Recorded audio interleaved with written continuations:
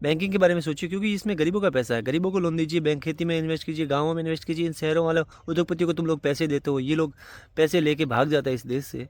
तो ये पैसा किसका जा रहा है? गरीबों का जा रहा है। आप सोचिए, महाराष्ट्र का ही केस है ये। पंजाब महाराष्ट्र बैंक था जहाँ पे उन लोगों ने बैंक को दिवालिया घोषित कर दिया। उस बैंक में लाखों लोगों के खाते थे, वो लाखों लोग सड़कों पे आए। उनमें कई लोग बेचारे मर गए, क्योंकि उनको ये कहा गया कि आपके पैसे अब निकालने के लिए आपको 10 साल चाहिए, 10 साल बाद आपके पैसे आपको निकाल पाएंगे, हजार हजार रुपये करके आप निकाल सकते हैं। क्यों?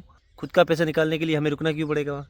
एक तो आप बैंक में पैसा जमा कराओ सरकार के कहने पे, और सरकार फिर बैंक को दिवालिया घोषित कर देती है, और फिर आपको सड़कों पे आना पड़ता है पैसे पैसे लेने के लिए, वापस अपने ही पैसे लेने के लिए। और उसमें कई लोग मारे गए। अब ये इसका दोष आप किसको देंगे? सरकार को या बैंकिंग सिस्टम को? लोगों की मौत की जिम्मेदारी कौन लेगा? बैंक लेगा, जिसने उन लोगों का भरोसा तोड़ा। आप कहते हैं हम दुनिया की 5वीं सबसे बड़ी अर्थव्यवस्था है। 5वीं बड़ी अर्थव्यवस्था में ये हाल है। मैंने अपने गाँव में ही केस देखे हैं कि ये लोग आते हैं और किसान को ज़मीन के लिए लोन देते हैं, तो उसमें भी ये कुछ परसेंट अपने आप रख लेते हैं।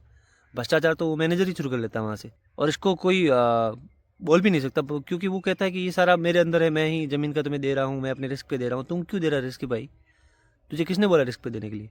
किसान अपनी ज़मीन दाव पे लगा रहा है। कल तुम उस ज़मीन के नीलाम करने की धमकियाँ दोगे, किसान को प्रताड़ित करोगे। किसान, इस देश में हज़ारों किसान हर साल मारे जाते हैं, पर कोई सवाल नहीं करता इस पे।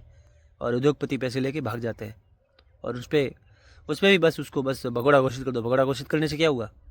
वो तो पैसे लेके मज़े कर रहे हैं वहाँ पे, आपने भगोड़ा घोषित कर दिया बस फ्री।